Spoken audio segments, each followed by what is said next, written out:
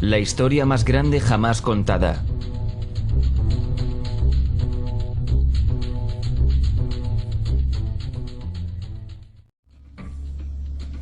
Este es el Sol. Hace unos 10.000 años antes de Cristo, la historia abunda de grabados y escrituras reflejando el respeto de los pueblos y la adoración por este objeto. Y es simple entender por qué. Ya que el sol sale cada mañana, trayendo visión, calor y seguridad, salvando al hombre del frío y de la ciega oscuridad llena de predadores de la noche. Sin él, las culturas entendieron que los sembrados no crecerían y la vida en el planeta no sobreviviría. Estas realidades hicieron al sol el objeto más adorado de todos los tiempos. De la misma manera estaban conscientes de las estrellas. El seguirlas les permitía reconocer y anticipar eventos que ocurrían sobre periodos largos de tiempo, como los eclipses y las lunas llenas. A su tiempo, catalogaron a grupos celestiales, en los que hoy conocemos como constelaciones.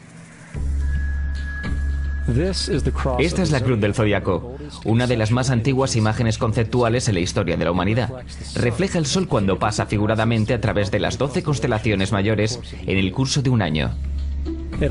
También refleja los 12 meses del año, las 4 estaciones y los solsticios y equinoccios. El término zodiaco se relaciona con el hecho de que las constelaciones fueron antropomorfizadas o personificadas como figuras o animales. En otras palabras, las primeras civilizaciones no solo seguían al sol y las estrellas, los personificaban con mitos elaborados, incluyendo sus movimientos y relaciones. El sol, con sus cualidades de dar y cuidar la vida, fue personificado como un representante del Creador no visto, o Dios. El sol de Dios, la luz del mundo, el salvador de la raza humana. Este es Horus. Es el dios del sol de Egipto alrededor de 3.000 años antes de Cristo. Él es el sol antropomorfizado y su vida es una serie de mitos alegóricos relacionados con el movimiento del sol en el cielo. Desde los viejos jeroglíficos en Egipto sabemos mucho sobre este mesías solar. En líneas generales, la historia de Horus es la siguiente. Horus nació un 25 de diciembre de la Virgen Isis Meri. Su nacimiento fue acompañado por una estrella en el este, la cual ayudó a 3 reyes a ubicar y adorar al Salvador recién nacido. A los 12 años era un niño prodigio maestro. A la edad de 13 años fue bautizado por alguien llamado Anub, y así empezó su ministerio. Horus tenía 12 discípulos que viajaban con él realizando milagros como curar enfermos, caminar sobre el agua, y además Horus era conocido con varios nombres como la verdad, la luz, el hijo elegido de Dios, el buen pastor, la oveja de Dios y muchos otros. Después de haber sido traicionado por Typhon, Horus fue crucificado, enterrado por 3 días y resucitado. El hecho es que hay numerosos salvadores de diferentes periodos de todo el mundo que concuerdan con estas características generales. La pregunta permanece, ¿por qué estos atributos? ¿Por qué el nacimiento de una virgen el 25 de diciembre? ¿Por qué muerto por 3 días? ¿Y su resurrección? ¿Por qué 12 discípulos? Para saber más, examinemos el más reciente de los mesías solares. Para empezar, la secuencia del nacimiento es completamente astrológica. La estrella en el este es Sirius, la estrella más brillante de la noche, que el 24 de diciembre se alinea con las 3 estrellas más brillantes del cinturón de Orión. Estas 3 estrellas se llaman hoy como se llamaban en la antigüedad: los 3 reyes. Los 3 reyes y la estrella más brillante, Sirio, apuntan al lugar donde sale el sol, el 25 de diciembre. Por esto es que los 3 reyes siguen a la estrella en el este, para ubicar la salida del sol, el nacimiento del sol.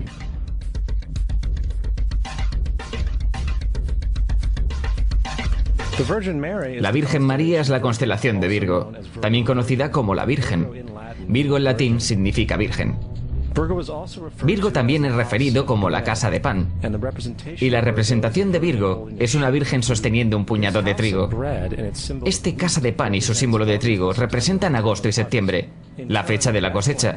Belén, de hecho, se traduce literalmente como casa de pan. Belén es entonces una referencia a la constelación de Virgo, un lugar en el cielo, no en la Tierra. Hay otro fenómeno muy interesante que ocurre el 25 de diciembre, o el solsticio de invierno. Desde el solsticio de verano al solsticio de invierno, los días se hacen más cortos y fríos. Desde la perspectiva del hemisferio norte, el Sol parece moverse hacia el sur, haciéndose más pequeño y escaso. El acortamiento de los días y la caducidad de las plantaciones, cuando se acercaba el solsticio de invierno, simbolizaba el proceso de la muerte para los antiguos. Era la muerte del Sol.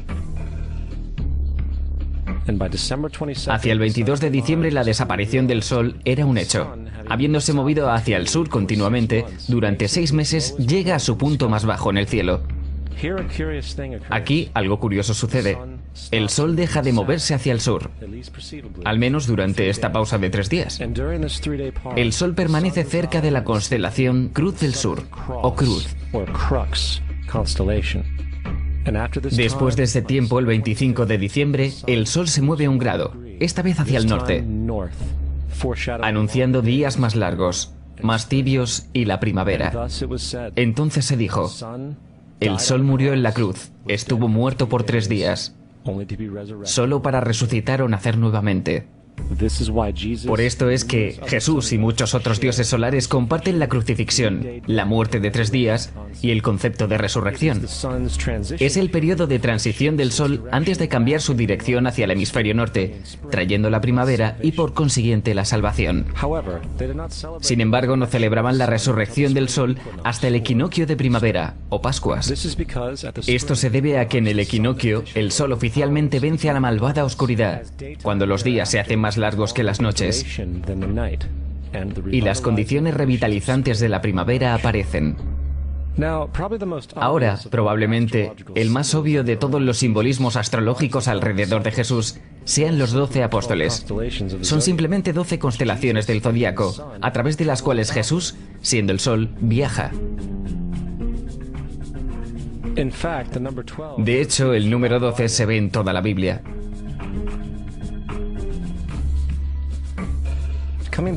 Volviendo a la cruz del zodiaco, la vida figurativa del Sol,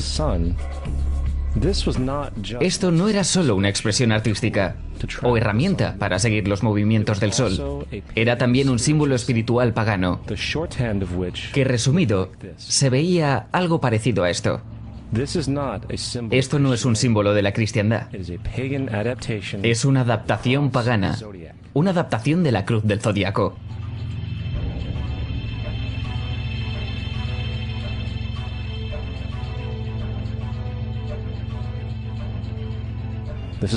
Es por eso que Jesús en las primeras artes secretas se mostraba con su cabeza sobre la cruz, debido a que Jesús es el Sol.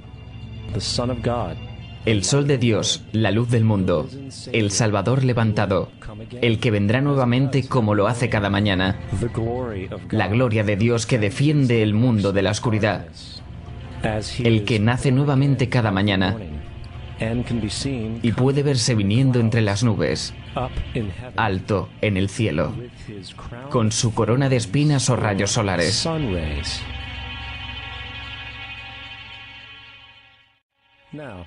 Ahora, de las varias metáforas astrológicas astronómicas en la Biblia, una de las más importantes tiene que ver con las eras. Por todas partes en el escrito hay numerosas referencias a la era. Para entender esto necesitamos estar familiarizados con el fenómeno conocido como procesión de los equinoccios. Los antiguos egipcios, así como culturas anteriores a ellos, reconocían que cada aproximadamente 2150 años, el amanecer en la mañana del equinoccio de primavera ocurría en un siglo diferente del zodiaco. Esto tiene que ver con el lento movimiento angular que la Tierra mantiene mientras rota sobre su eje. Es llamado procesión porque las constelaciones van hacia atrás de forma opuesta al ciclo anual normal. El tiempo que tarda la procesión en pasar por los 12 signos es aproximadamente 25.765 años. Esto es llamado el Gran Año, y las sociedades antiguas eran muy conscientes de esto. Ellos llamaban al periodo de 2150 años una era. De 4300 a.C. a 2150 a.C. fue la era de Tauro, el toro. De 2150 a.C. a 1 después de Cristo fue la era de Aries, el carnero. Y 1 después de Cristo a 2150 después de Cristo es la era de hoy, Piscis. Alrededor de 2150 entraremos en la nueva era, la era de Acuario. La Biblia refleja en líneas generales un movimiento simbólico a través de 3 eras mientras anuncia una cuarta. En el Viejo Testamento, cuando Moisés baja del monte Sinai con los 10 mandamientos, él se enfada al ver a su gente venerando un becerro de oro. De hecho, destroza las placas de piedra y obliga a su gente a matarse entre sí para purificarse. La mayoría de los especialistas bíblicos atribuyen esta ira al hecho de que los israelitas están venerando un ídolo falso, o algo por el estilo. La realidad es que el toro dorado es Tauro el toro, y Moisés refleja la nueva era de Aries el carnero. Es por eso que los judíos aún soplan del cuerno del carnero. Moisés representa la nueva era de Aries, y en la nueva era, todos deben dejar la vieja era. También el supuesto nacimiento de Jesús es esencialmente el principio de esta era. En Lucas 22:10, cuando a Jesús le preguntaron sus discípulos dónde serían las próximas Pascuas cuando él se hubiera ido, Jesús contestó: cuando entren a la ciudad contemplen, ahí encontrarán a un hombre. Él sostendrá un cántaro. Síganlo a la casa donde entre. Este escrito es uno de los más reveladores de todas las referencias astrológicas. El hombre llevando el cántaro de agua es Acuario, el aguador, que siempre está dibujado como un hombre echando agua desde un cántaro. Él representa la era que sigue a Piscis. Y cuando el sol deje la era de Piscis, irá a la casa de Acuario, ya que Acuario sigue a Piscis en la precesión de los equinoccios. Todo lo que Jesús está diciendo es que después de la era de Piscis, vendrá la era de Acuario. El personaje de Jesús como híbrido literario y astrológico es más explícitamente un plagio del dios del sol egipcio Horus. Por ejemplo, inscrito hace alrededor de 3500 años en las paredes del templo de Luxor en Egipto hay imágenes de la anunciación de la concepción de Inmaculada, el nacimiento y la adoración de Horus. Las imágenes comienzan con Tau, anunciando a la Virgen Isis, que concebirá a Horus.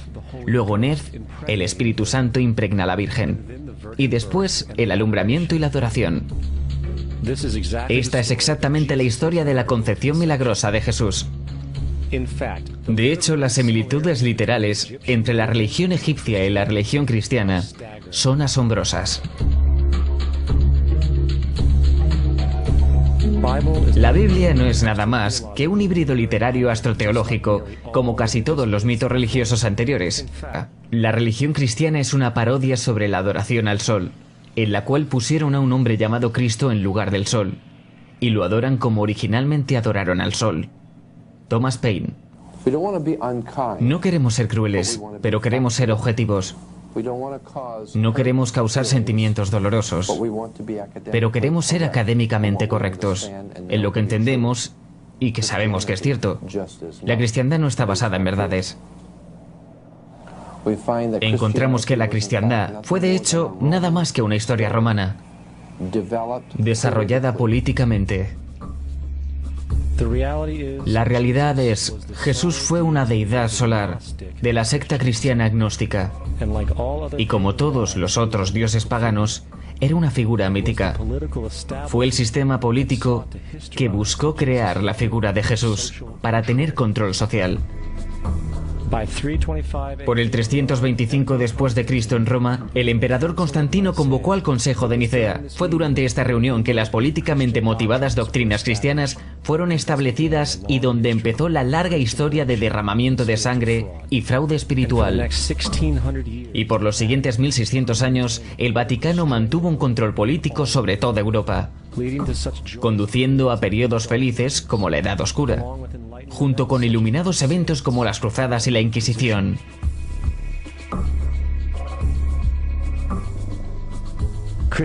La cristiandad, junto con todos los otros sistemas de creencias teístas, es el fraude de la era. Sirve para separar a las especies del mundo natural y de la misma manera de los demás. Apoya la ciega sumisión a la autoridad. Reduce la responsabilidad humana al hecho de que Dios controla todo Y de hecho, se pueden justificar crímenes horribles en nombre de la búsqueda divina. La religión nunca podrá reformar la humanidad porque la religión es esclavitud, y aún más importante, hace más fuerte a los que conocen la verdad pero usan el mito para manipular y controlar las sociedades.